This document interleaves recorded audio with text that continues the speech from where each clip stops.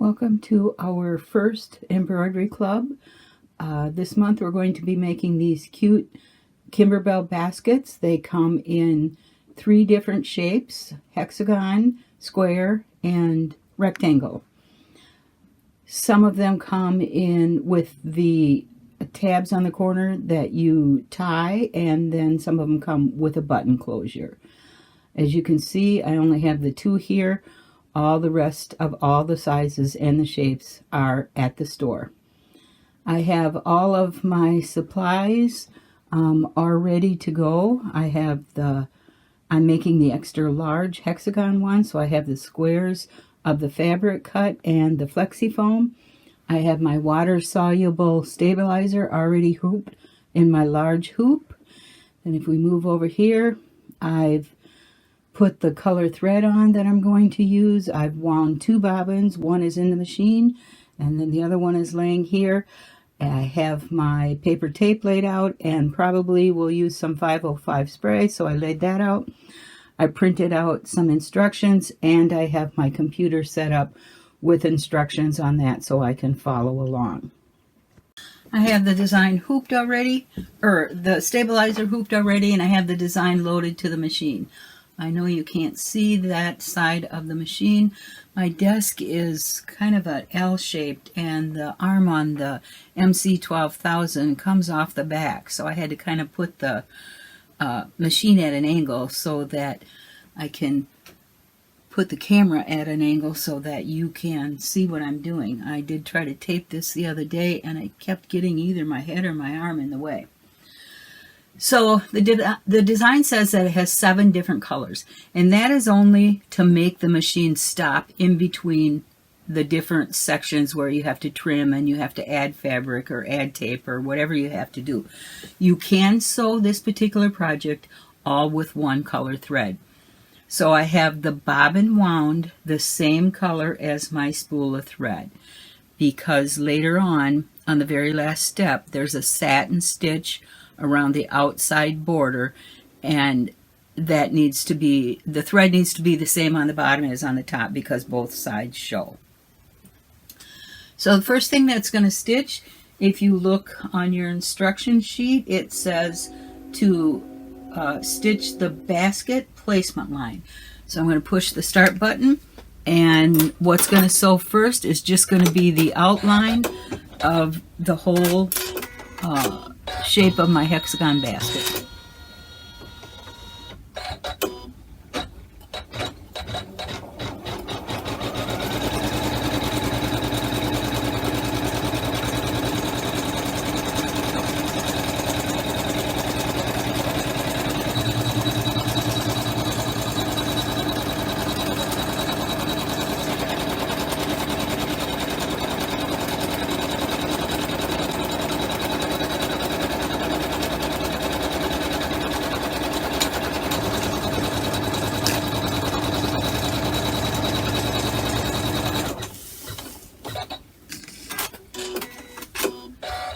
Step number 3 says to place the flexi foam on top of the stabilizer, completely covering the placement line, and stitch the foam tack down.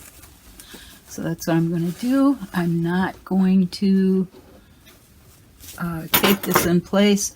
I believe that the foam is sticky enough. It's not sticky, but it will adhere to the stabilizer good enough without tacking it down. I can kind of hold it in place. I did cut the foam the exact size that it said, but it is just a little bit large.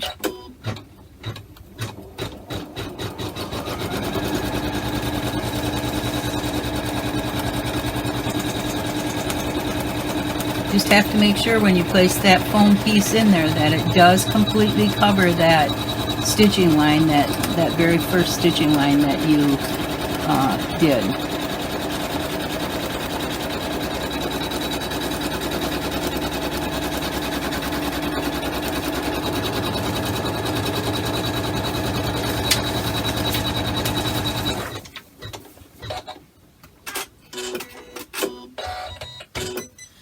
Now I'm going to take the hoop out of the machine, and I'm going to trim as close to the foam, well, it says 1/8 of an inch away from the stitching line. So I will do that, and I am going to let you watch me trim just a little bit of it, and then I'll stop the video and restart it. So I'm going to use my duckbill scissors just because I know that the tip up over the hoop scissors actually catch just a little bit on the styrofoam or on the stabilizer. So I'll shut the video off, and when I get done trimming, I'll come back. I've trimmed the foam 1/8 of an inch away, and now we're on step number 5, and it says to turn the hoop to the back of the machine and place one piece of fabric right side up, completely covering the placement area. So I've already put my tape. I'm not going to use spray because this is a little bit rough and it sticks to it real good. So I placed my paper tape on all 4 corners, and then it says to turn the hoop over and do the same on the front. So you can see I've taped the corners, and again I didn't spray the middle because it's pretty it sticks to it really good. It's not an adhesive surface, but the 2 pieces of fabric stick to that foam really good. I put the hoop back in the machine, and I want to mention too, before I cut the pieces of fabric, I did press them real good, and I used Best Press. So that makes them nice and firm and easy to work with. So the hoop is back in the machine, and you should be on color number 3.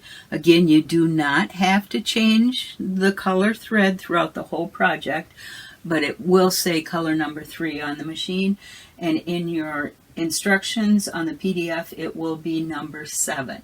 So it says stitch the fabric tack down line. So start the machine and we'll do that.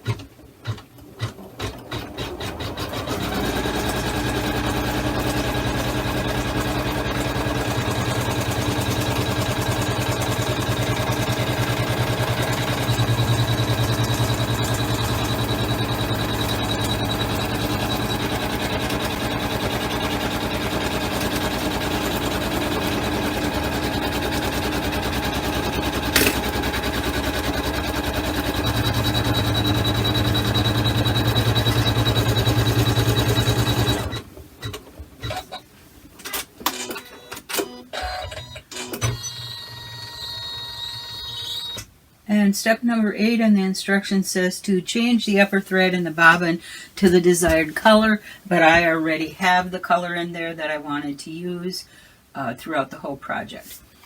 So step number 9 says stitch the fold lines. So it's step number 9 on your computer or your PDF sheet, and color number 4 on the machine.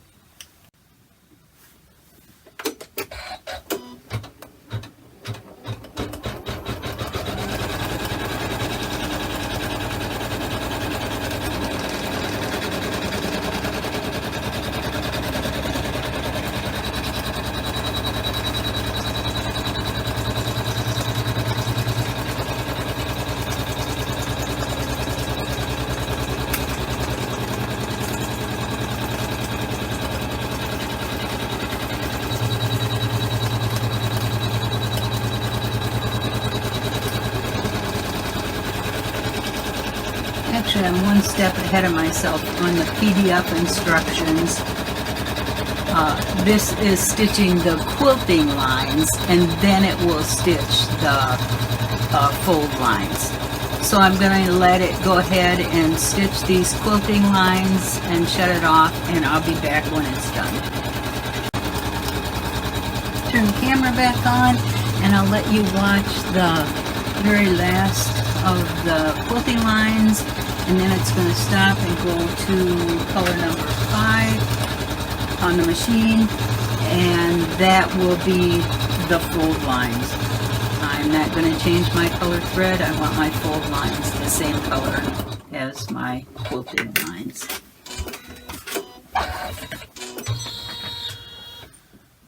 So I'll restart the machine. and we'll do the fold lines.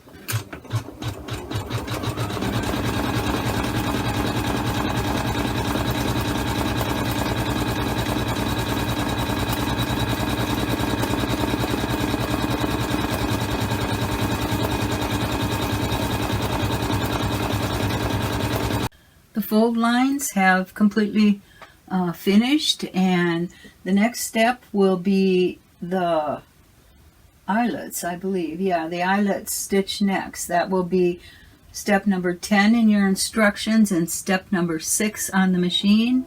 And I did decide I had pushed the light in because I didn't know if you could see that clear enough, but I think the light actually helps see the project a little bit better. So I'm going to start the machine. It's going to sew the eyelets, and then we will move on to the next step.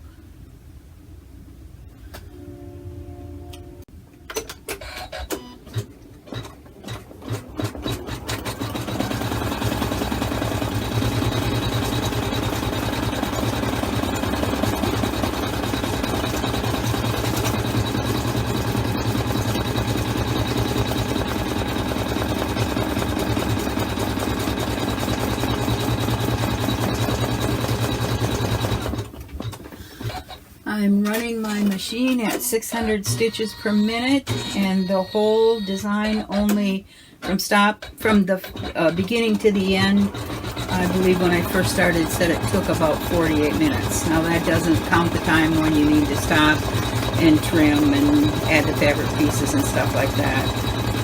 So it's fairly fast. I don't ever run my machines over 600 stitches per minute. I have 4 different embroidery machines, and I don't feel it's necessary to run them as fast as they'll go. And in fact, sometimes if the design is very dense or if the fabric is very thick, I will run them at 400 or 500. Step number 10 finished, and so we're on step number 11, which says to remove the hoop from the machine, and on the front of the hoop trim the fabric as close as you can to the stitching line. I also have put another bobbin in my machine because I want to make sure I have enough bobbin thread to go all the way around so it doesn't stop in the middle, so it's a constant outline stitch all the way. I did notice when I flipped my hoop over to the back side that because my bobbin or my thread broke when I took it out and flipped it over to make sure it was sewing okay on the back. My purple on the back, my bobbin, is just a little bit lighter than the purple that I have in the machine now, but that won't make any difference. So I'm going to flip it back over. I'm going to remove the paper tape. That stuff works really good. You can stitch through it and it won't leave your needle gummy. There's a couple different companies. Kimberbell has their own paper tape. And so now we're going to take the tip-up scissors. I have 2 different kinds of tip-up scissors. One is by Havel, which they are okay. But these are Gingers, and I've had them for a long time, and they stay nice and sharp. You can see hopefully you can see, I'm tilting the scissors at a little bit of an angle towards me. That allows me to get just a little bit closer to the stitches. Turn it around here. I have a lot of stuff in the way because I had to tip the machine at an angle to be able to film it correctly. And to trim this, I did take my table off from my machine so I can turn my hoop right here and still be in view of the camera. So I'm going to finish trimming the front side, and then I'm going to flip it over and trim the back side exactly the same way, and be careful so you don't cut into the stabilizer like I just did, but it's only about a ½ inch. And then when I finish trimming, I'll be back. I have the hoop back in the machine. I've trimmed close, as close as I could get to the stitching line right here, all the way around on the front and the back. And now we're on step number 12 of the written instructions, and the very last step on the machine is step number 7. It's going to sew the whole outline all the way around. So I will let it run for a little bit and then I'll stop it.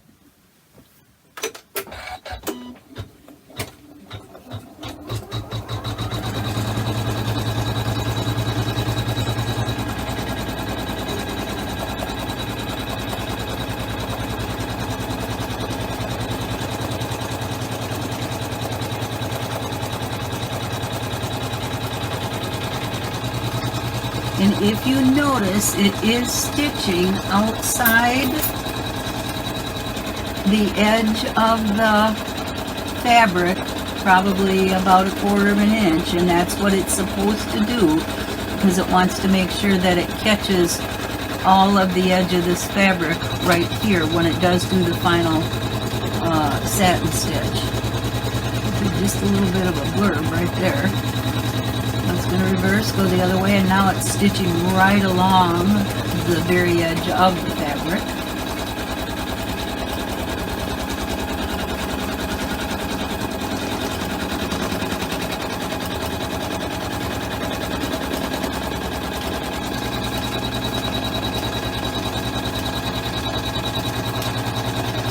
And I'll let that go for just a few more minutes.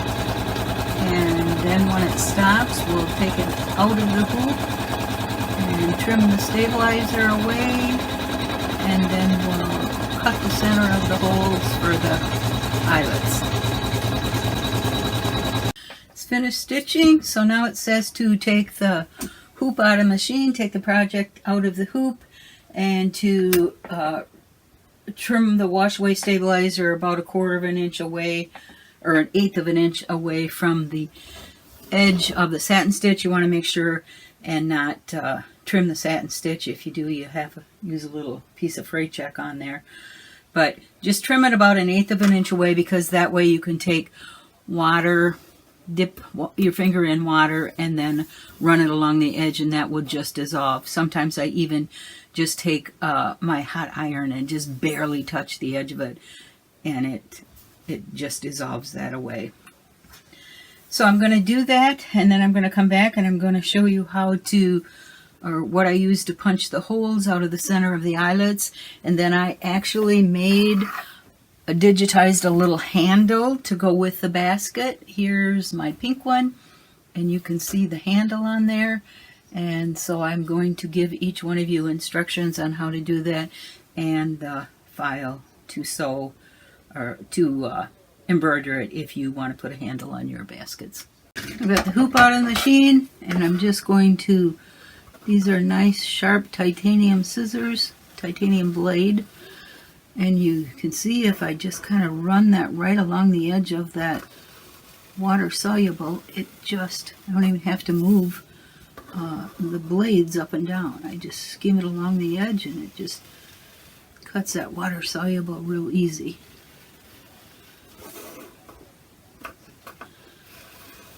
And now I'm going to show you what I use to cut the holes, cut out the center of the holes. I have a leather punch. So I have it set on a pretty good size hole there. Then I just go right in the center of each one of them, press real hard, and then I kind of turn the tool so that it cuts it all the way through. And if it doesn't, you can just take a pair of scissors and trim the rest of it. So I'm going to go ahead and punch all the rest of these, and then I'll take some water on my finger, and I'll dissolve the rest of that little stabilizer that's left, and then we'll put the ribbon on it, and it'll be all done. Now I'm going to show you how I attached the ribbon in the center of the eyelets to complete the basket. As I mentioned before, I used a leather punch to punch all the holes, and you need to make sure it punches all the way through. If not, take a pair of scissors and trim the extra little piece, like right here, that didn't get cut all the way through. So just trim that off and you're all set. So I use a crochet hook. I've cut my 6 pieces of ribbon at the 7 inches, like the directions say. I use a crochet hook, line up the holes, stick it through the eyelets, and just pull it through. Then go ahead and tie it in a knot or a bow. If you want to use, or if you want to tie it in a bow, you're going to have to cut your pieces just a little bit longer.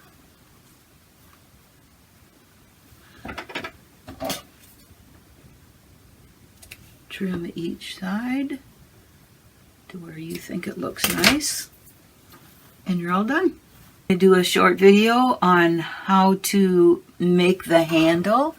I told you as a little bonus that I did digitize a handle, so I will give the instructions on how to do that in the next video.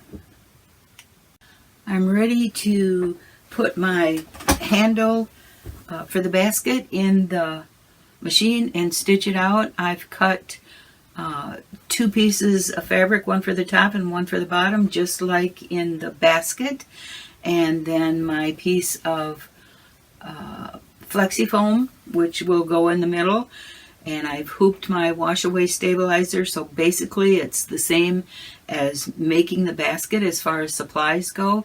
And you can see I've cut my stabilizer about 1 inch bigger than the size of my hoop. Obviously I don't need a hoop that's quite that wide, but I do need the length. And if you don't have a hoop large enough, I said I would digitize a shorter one for you, and you could actually sew 2 sections together. And that's because you need the length so that the handle extends above the basket far enough to make it look like a real basket. It would look kind of funny if it was way down in here like this. So I'll go ahead and put it in the machine, and I'll be back. I loaded the design to the machine, and I put the hoop in the machine, and the very first thing to stitch will be the placement line for the pieces of fabric. So I'll go ahead and get that started. I'll let that stitch and then put the fabric on there. I stitched the first color, which was the placement line, directly onto the stabilizer. I have my bobbin in there that matches the same color as my top thread, and when that stops, take the machine, or take the hoop out of the machine, and the instructions say to add the fabric to the back. And you can see I've done little pieces of fabric tape, and I just barely, although this is a 2-inch strip and it's gonna end up 1 inch after it gets all done sewing and you trim it, but this tape won't gum up the needle, so if you do get it in a little bit too far, it doesn't make any difference because it'll stitch through the tape and your needle won't be sticky. So then you're going to flip the hoop back over, and you're going to lay your piece of foam, which is just a little bit shorter than the piece of fabric. And I actually think I'm going to spray that just a little bit because I don't want to use tape on the inside. So I sprayed that just a little bit, and I'm going to lay it equally distance from top to bottom, as close as I can get, because once it stitches through, we don't want stitches in this end part where you're going to glue it to the inside of the basket here and here. So I place that on there, and then I do believe I might spray just a little bit more 505 on it, and lay my second piece of fabric, smooth it down, then take some more of the paper tape, put a little bit at the top, a little bit at the bottom. I need to cut another piece. And I'm going to put a little bit on each side.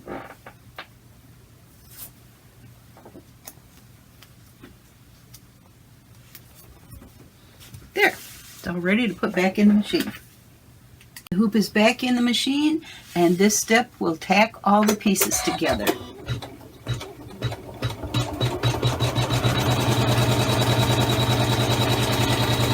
The pieces of fabric together, then the instructions say to take the hoop out of the machine and trim as close as you can to the fabric placement or the stitching line without cutting into the stitches, and I already did that on the back, and so I'm going to do it, finish it up on the front.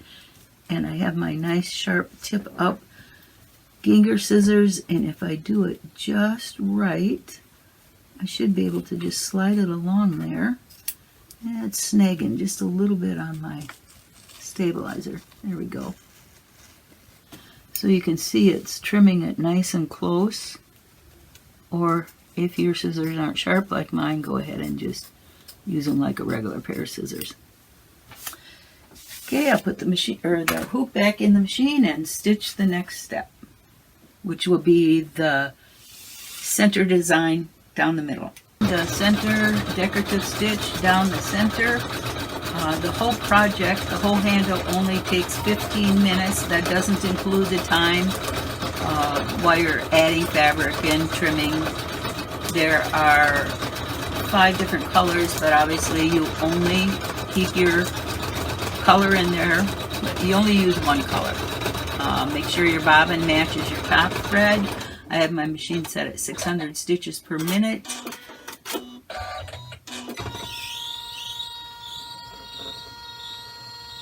Last thing to stitch will be the outline satin stitch on the whole edge of the handle. Then I will stop the video and set up another machine and show you how I added the rip-rack and how I actually attached the handle to the basket. Then we'll be all done.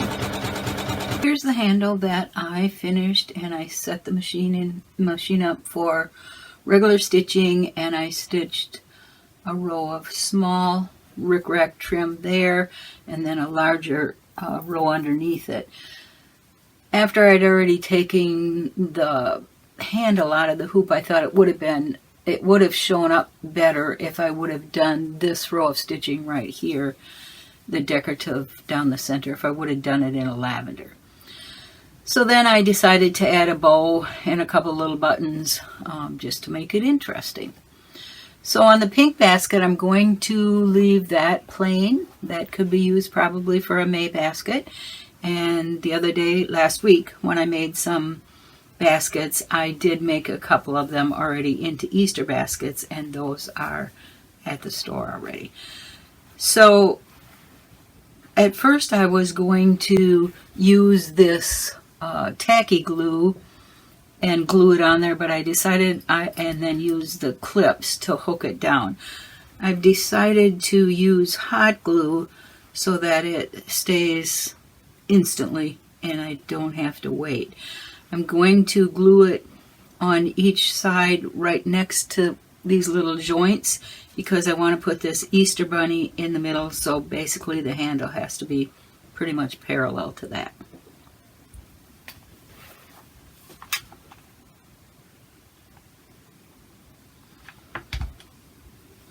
So put a little glue on there. Stick it inside there and see if I can do it without burning my fingers. Actually, I think I will put a couple clips on there just to hold it while I do the other side.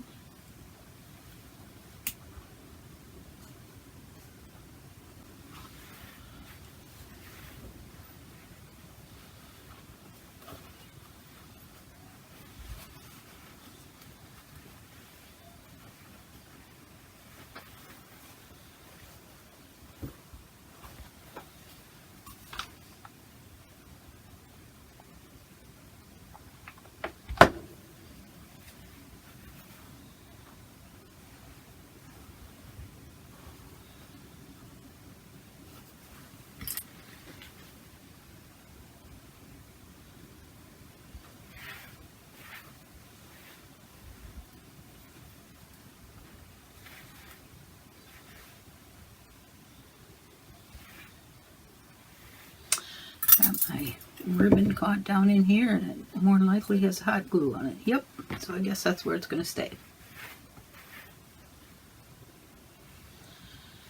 That looks pretty good. Now I got these bunnies at the Dollar Tree the other day. I had 6 of them for $1.25, so that was a pretty good price.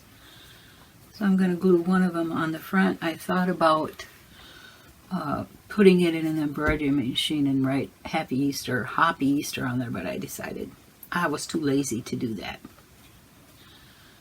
So I'm going to glue that on the front.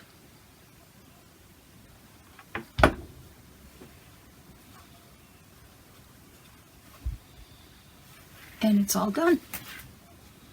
Cute little Easter basket.